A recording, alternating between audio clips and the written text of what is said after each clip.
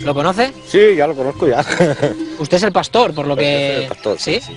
¿De dónde es usted? Yo vivo en Centellas. En Centellas. Sí. ¿Y de dónde ha venido? He venido de Jaén. Ah, usted es de Jaén. ¿Cuántos años hace que vino de Jaén? Hoy muchos años, yo vine en el 72. ¿Cómo se llama usted? Yo tengo un nombre muy raro.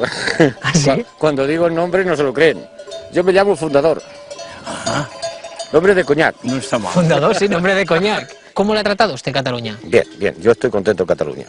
Le digo una cosa, yo mi país, mi pueblo, soy de Jaén, lo aprecio mucho. Pero ahora yo te digo sinceramente, si yo me tuviese que ir a vivir allí ahora, la verdad que no me iría. Me gusta Cataluña, me gusta estar aquí y me ha ido bien. ¿Qué quieres que te diga?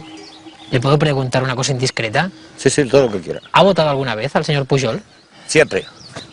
Lo ha votado siempre. Cuando era presidente, Gracias. y no es porque esté el delante, pero siempre le había votado al señor Pujol.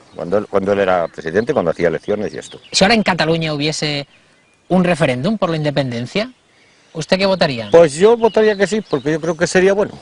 Mira por dónde. Porque para mí, la independencia de Cataluña creo que sería buena. A lo mejor me equivoco, yo de verdad, yo de política no entiendo. Pero usted es de Jaén. Yo soy de Jaén, pero estoy aquí hace 40 años. O sea, me siento catalán ya, aunque no hable el catalán, me siento catalán. Pero llevo 40 años aquí. Llevo más años aquí que en Jaén. O sea, que usted votaría sí a la independencia. Yo sí. No sé por qué, pero Ya te creo... dic que sí, home.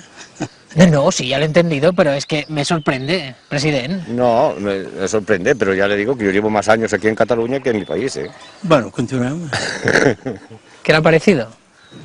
Moltes gràcies. Mucho gusto haberlo conocido personalmente. Salut a la gent de Centelles. Muy bien, muchas gracias. Fundador, encantado. Encantado a todos. Adiós, eh? Venga, adiós. Adiós.